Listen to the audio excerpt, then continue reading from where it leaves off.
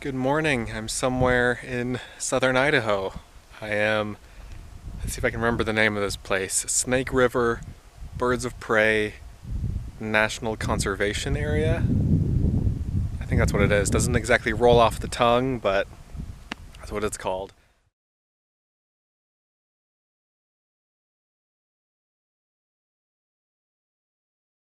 So the plan today is to first get back out to civilization. I don't have a cell signal here or anything like that. I think I have some maps downloaded offline to my phone, so I'll be able to somehow get out of here. There are a handful of things that I want to see further east, I think, here in southern Idaho. And then I need to go to Twin Falls. Well, I want to go to Twin Falls to get a couple of things. I think I want to get some new contact lenses, and Costco has my prescription, and I know that there's a Costco in Twin Falls because I've been there before. I also might get some fruit there at Costco. They've got good fruit. After that, I'm going to head up into the mountains south of Twin Falls into what I think are called the South Hills. That's the name of the mountain range. Don't know much about these mountains except that there's a couple of waterfalls there, and I think it's a relatively obscure mountain range for people that don't live in Twin Falls. I'll give you a quick 360 view of where I am right now. This is where I camped last night, and then there's just this yellow, flat plain all around me. The Snake River Canyon, the edge of the Snake River, is less than a mile this way. It's 8:45 right now. I think I'll make myself some breakfast sandwiches before hitting the road. Nothing super fancy here, just a couple of open-faced peanut butter and banana sandwiches. Well, this is the longest road construction stop I've ever seen. I've been here for about, I don't know, half an hour now. Not thrilled, but, you know, what are you gonna do?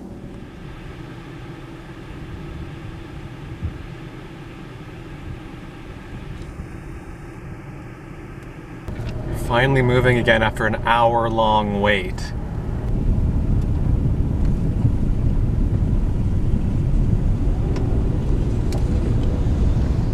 Alright, I am in the middle of nowhere. You're sensing a pattern here. I'm in the middle of nowhere in southern Idaho. I'm at the Oolite Interpretive Trail. There are some signs here. So this area used to be under Lake Idaho, and the water formed oolites, which are when grains of sand get coated in calcium carbonate and form these little hard little pebble-like things. And deposits of several feet of these were made over the millions of years. So I think that this trail that I'm on shows some of the rock formations, some of the resulting rock formations. I assume that this trail is leading me up toward those rock formations I can see ahead of me. These ones over here. One of my YouTube viewers recommended this place to me. I did a quick Google image search and thought, okay, that sounds good. So I really don't know much about it except what I read at the trailhead here. It's hot, it's probably in the mid 90s, but it's doable. On the way here, after that stupid hour-long construction wait, I hit a bird in my car and killed it. I assume I killed it. I feel bad about that. I hate it when that happens. It's happened a couple of times, and I've also run over a couple of squirrels or chipmunks. It is not pleasant.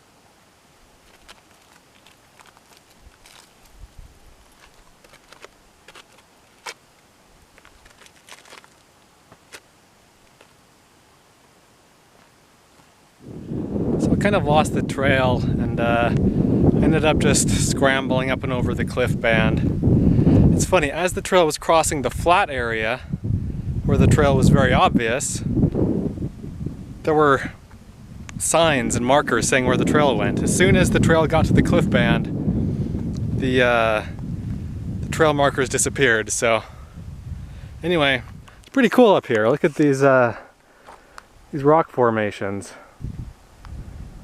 And let's see if I can zoom in and get a look at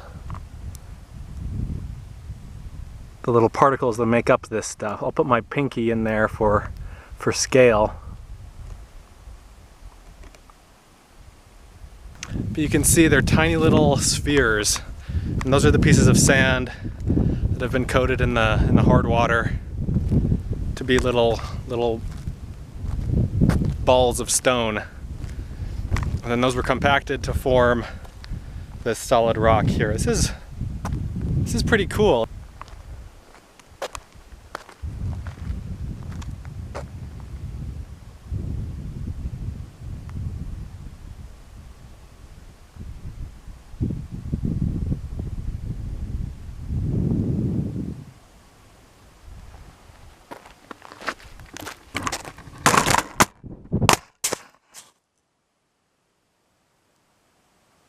No, I just set up my trekking pole as a tripod for my camera, but it fell off and landed down there. Do you think it's still alive? I don't know. Gotta go down there and find out.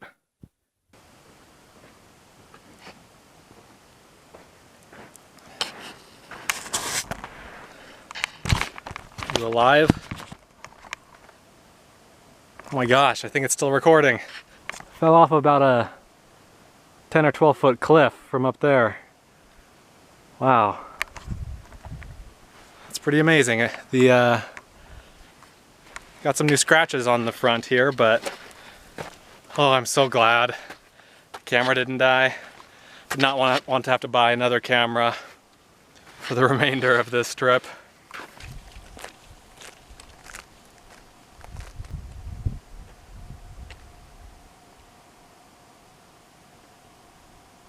There are starting to be some pretty good sized holes in these cliffs here. This one's probably 4 feet wide and a few feet high.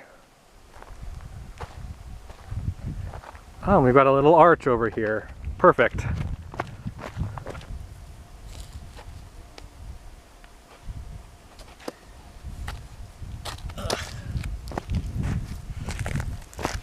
I found the real path, I think.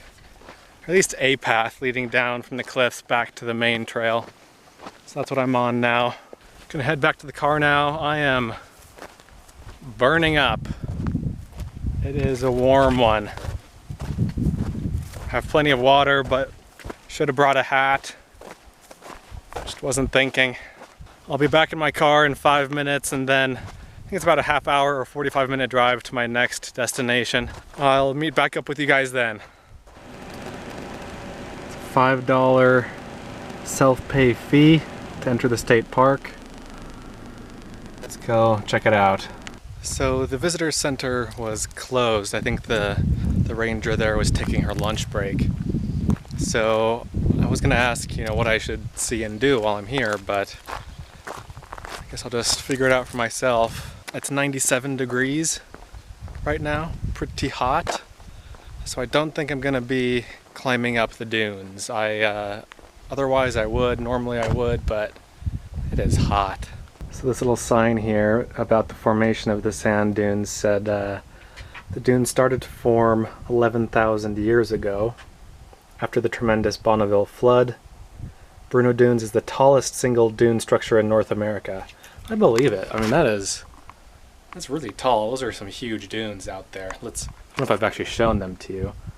So dune here, dunes here.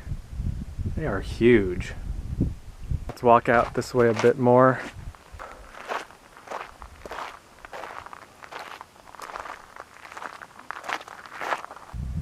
I'm out on one of the dunes. I think sand dunes are so cool. Even though I've been to several different sand dunes in several different states, they're just exotic. They just feel exotic. There's a lake over here. I think there are a couple of lakes here in the park.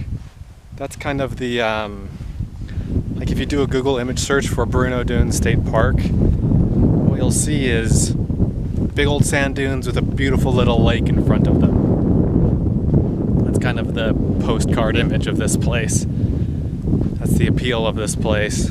Let's go find that view. As you can see, I'm the only one here. I guess people must be scared away by the temperatures. It's not that big of a deal though, as long as you have an air-conditioned car and a cooler with some cold drinks in it. This is cool, little pier. There's a dude out fishing.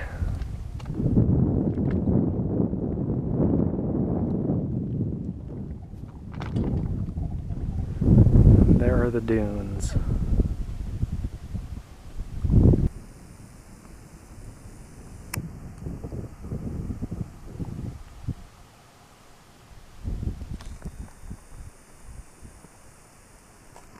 That was neat, but that's not the view I'm looking for.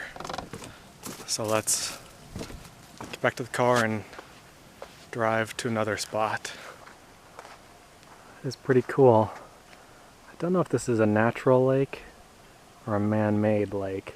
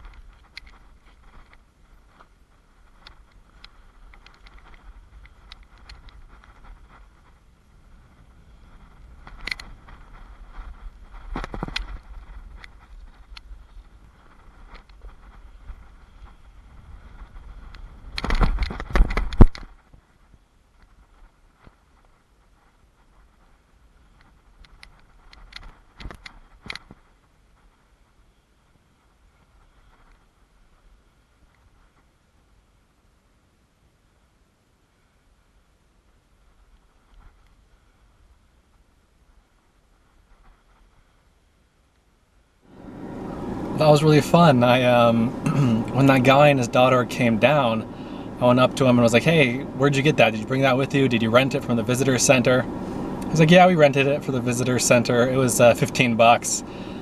Doesn't really work very well, but you're welcome to give it a try if you want." So I thought, sweet, sure, yeah. So I ran up. The bindings didn't really fit. The binding system isn't very good, so I just kind of stood on top of the board and rode down. I'm not a snowboarder. I've gone snowboarding once. It was like 10 years ago, but it was a lot of fun actually. It was neat. And then a ranger came by, and as I was giving the board back to the guy, and he was like, "Hey, we just wanted to make sure you guys are okay. We usually ask that the boards are back by 1 p.m.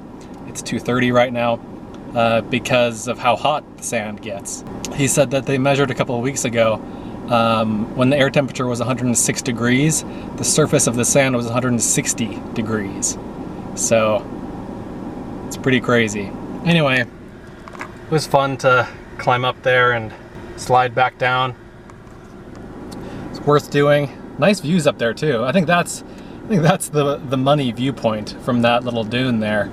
I think I'm gonna head out now. This is a fun little spot. I'm glad I was able to ride the sandboard. I'm gonna head out, and I'm not quite sure where I'm gonna go yet. I need to look at the map, figure out where I want to go, see how much time I have, and then I'll update you guys when I either get to my next spot or when I figure out where I want to go.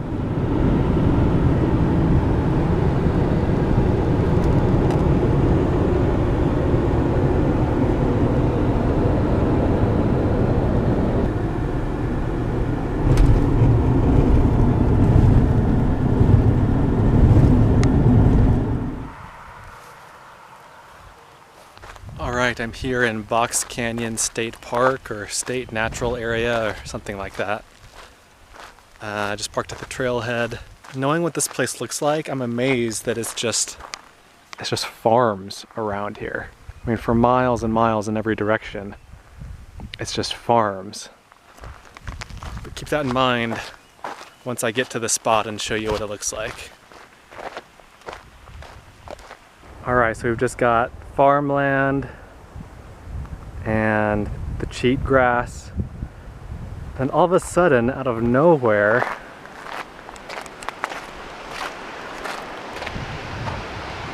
there's this. This is incredible.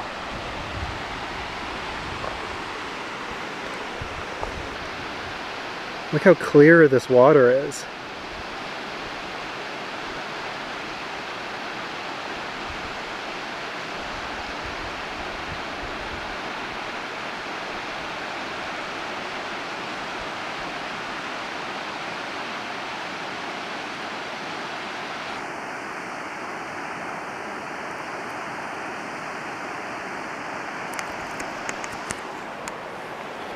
So this is Box Canyon, and this is a natural spring here. The sign at the trailhead said that it's the 11th largest spring in the United States.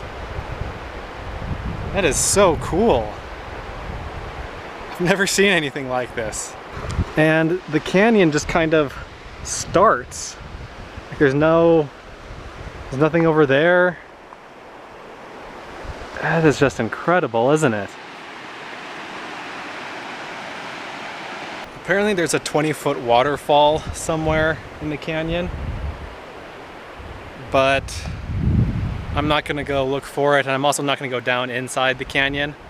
It is super hot, and I still need to go get supplies today. I just wanted to see this, and again, this is a place that I can easily come back to. It's not so far from me that you know, I have no chance of ever returning. Although today would be a good day to go down to the water. It's 100 degrees outside, but the sign at the trailhead said that the temperature of the water is 50 degrees.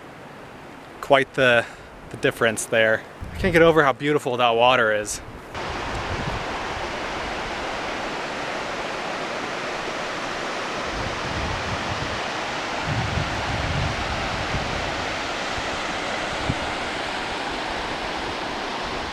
I also can't get over the fact that this is surrounded by farms in the middle of flat plains of southern Idaho. And not wanting to go down into the canyon and not going swimming, that's more than just a time thing. I mean, really have as much time as I want, but hold on, I have a barbed wire fence to squeeze through.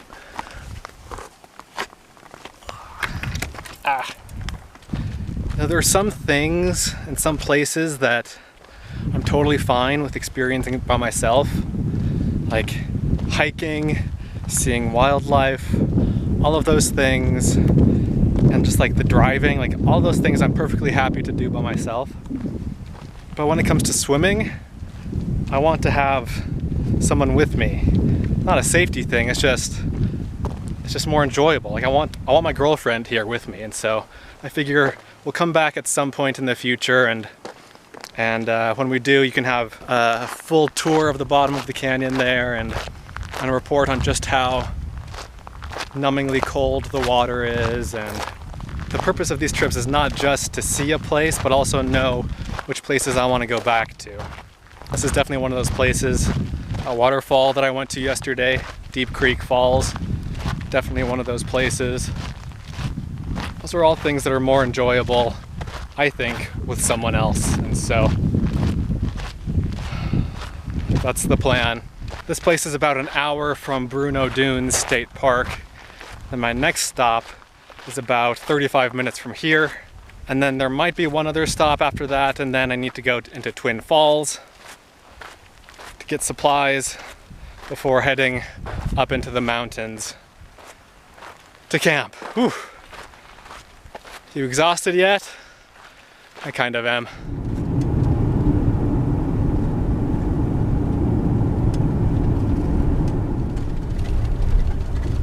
Driving through this nice little park here. I think this is a county park. All right, so I was just driving through the confusingly named Balanced Rock Park. But that's not where the Balanced Rock is. Balanced Rock is right here, further up the highway. There's a steep trail leading up to it. Gets narrower when you look at it from the side. This thing is so neat. I'm a sucker for a good, weird rock formation.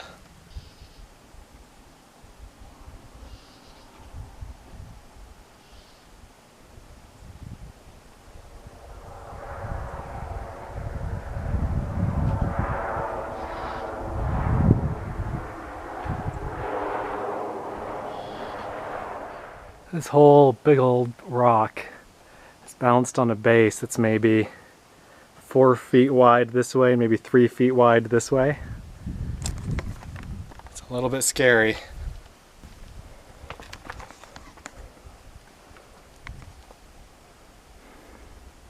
Very precariously perched down there.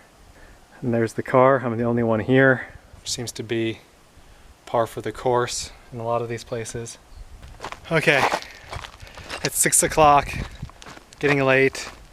I need to get to Twin Falls, which is about 40 minutes away, I think. All right, it's 8 o'clock. I went to Costco, I went to the grocery store, went to Subway to get dinner, and I'm about an hour away from the mountains, and it'll get dark in about an hour, so hopefully I can find a campsite before it gets too dark. Okay, these hills here on the horizon, I think this is where I'm going. Somewhere in here. I don't have a specific spot in mind. I'm kind of just going up in there, up into the hills. I chose a random access road to get over to the hills, so who knows if I'll be able to find a place where I think I will be able to, but sure hope so.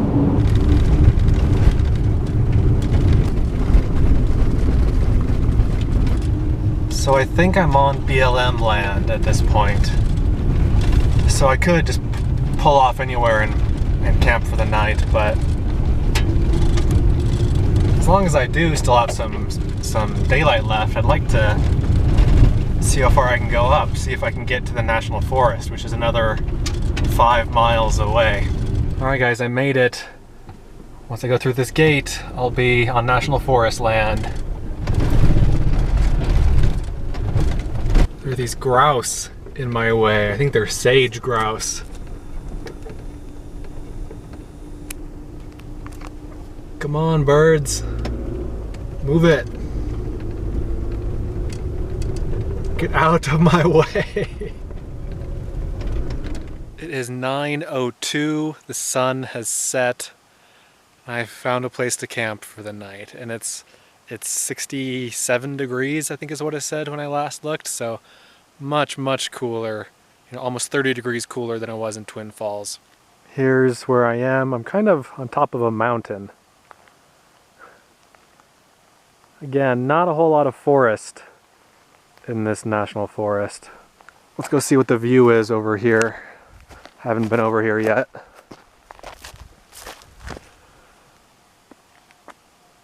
Pretty awesome. Not too shabby at all.